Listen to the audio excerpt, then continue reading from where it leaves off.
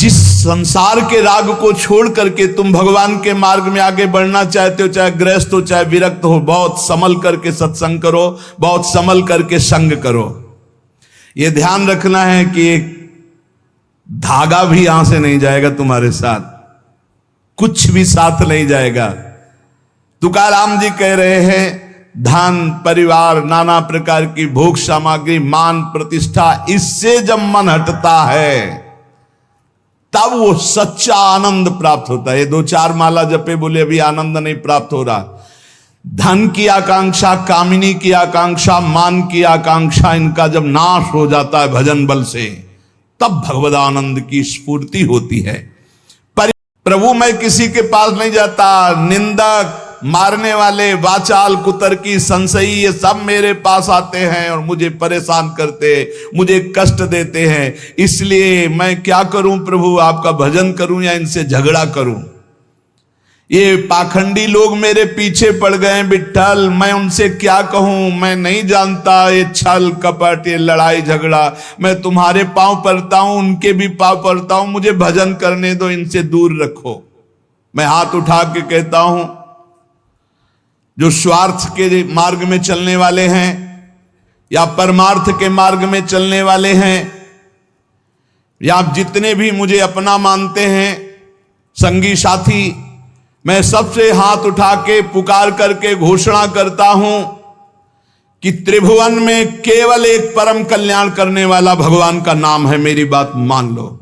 गोस्वामी तुलसीदास जी नाम नाम चल रहा है, कहीं भी हो आपको भगवत प्राप्ति हो जाएगी, नाम चल रहा है। संत जनों ने शास्त्रों ने जब कहा कि जीव के समस्त दुखों को मिटाने में समर्थ है नाम, बस उसके अनुसार हमने पकड़ लिया, नाम जप करना शुरू कर दिया। उनकी बात मान करके जब नाम जप किया तो लोक परलोक सब बन गया। हरिवंश महाप्रभु कहते ए परलोक सकल सुख पावत, मेरी सो भैया कृष्ण गुण संचु।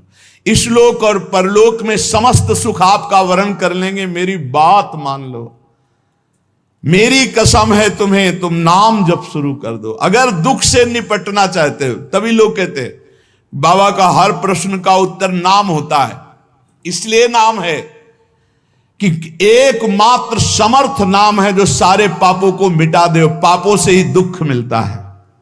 ऐसा कोई पुण्य नहीं है जो इतना समर्थ हो कि हमारे जमा के जमा गोदाम पापों को नष्ट कर दे।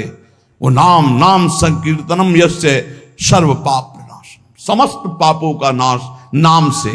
देखो ये अंदर से बात समझ लीजिए, हम उसे बहुत जी जान से प्यार करते हैं जो भजन करने वाले हैं। हम जिन साधकों को देखते हैं कि अपनी सेवा दिनचर्या और भजन किसी से मतलब नहीं, ऐसे ऐसे साधक हैं कि 1-2 वर्ष हो गए हमने कभी उनसे राधे श्याम हमारी उनकी नहीं हुई होगी। और आप सच्ची मानिए एक दिन भी ऐसा नहीं जो हमारे चिंतन में नाते हो, चिंतन के द्वारा उनका पोषे। और हमारे पास हो अगर भजन नहीं करते तो सच्ची मानिए हम जानते भी नहीं है। अभी आप हमें अंदर की बात जैसे कह रहे थे कि हम जान गए आपको, तो हम कहा नहीं जाने हो, जान जाओगे तो प्रेमानंद बन जाओगे, प्रेम और आनंद प्रिया और लाल के रूप में डूब जाओगे। ये हमारे गोविंद आनंद कंद सच्चिदानंद प्रभु को ये छल छंद अच्छे नहीं लगते, उनको तुम छल कपट में नहीं फंसा सकते। प्रकृति से परे जो परमात्मा है तब तक आंख उठाकर उसकी ओर नहीं देख सकते जब तक अहंकार है। तुकाराम जी महाराज कह रहे हैं परमात्मा के और तुम्हारी दृष्टि के बीच में जो पर्दा लगा हुआ है वो अहंकार, जब तक ये अहंकार नष्ट नहीं होगा तब तक भगवान की तरफ आंख भी नहीं उठा सकते हो, दर्शन पाने की बात जाने दो।